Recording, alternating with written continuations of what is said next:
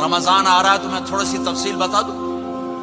میرے نبی ممبر پر آئے، کہنے لگے ماذا یستقبلکم وماذا تستقبلون، وہ کون آ رہا ہے؟ صحابہ وہ کون آ رہا ہے؟ پھر ہم نے کہا وہ کون آ رہا ہے؟ حضرت عمر کھڑے ہو گئے، یا رسول اللہ اواحی نزل، کیا کوئی وحی آ گئی؟ کہا کیا کوئی دشمن آ گیا؟ نہیں.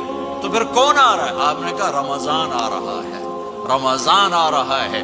جنت کے دروازے کھل گئے، جہنم کے دروازے بند ہو گئے، رات کی تراویح کی نماز ملی.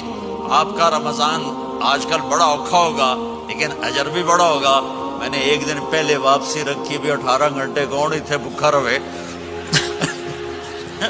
آپ تو پھنسے ہوئے، میں تو نہ پھنسوں.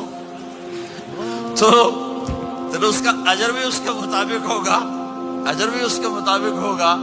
تو میرے نبی کا سارا رمضان گرمیوں میں گزرا ہے، گرمیوں میں گزرا ہے.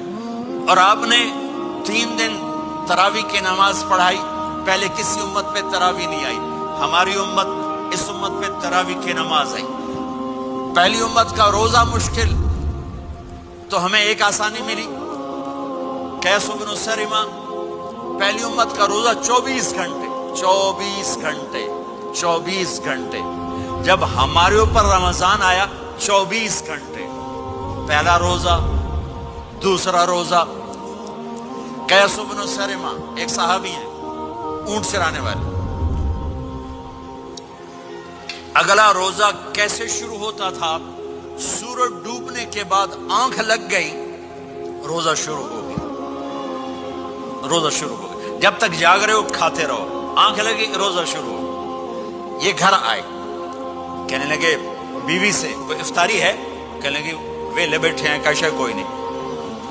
پھر کہنے لگے تو اتنا تھک کے آیا ہے تو چلو میں تیرے لیے کچھ انتظام کر کے لاتی ہوں. اب یہ تھکے ہوئے آئے تھے، یہ لیٹے اور آنکھ لگ گئی، سورج ڈوب گیا. بیگم کو آنے میں دیر ہو گئی. جب وہ آئی دیکھا تو سوئے ہوئے. کہا لگتا ہے ابن سریمہ، ارے سریمہ کے بیٹے تیرا تو کم ہو گیا. ان کی آنکھ کھلی، کیا ہوا؟ کہ اگلا روزہ شروع ہو گیا. تو ظہر کی نماز میں آئے مسجد میں تو بے ہوش ہو کے گر گئے. تو اللہ کے نبی نے پوچھا اس کو کیا ہوا؟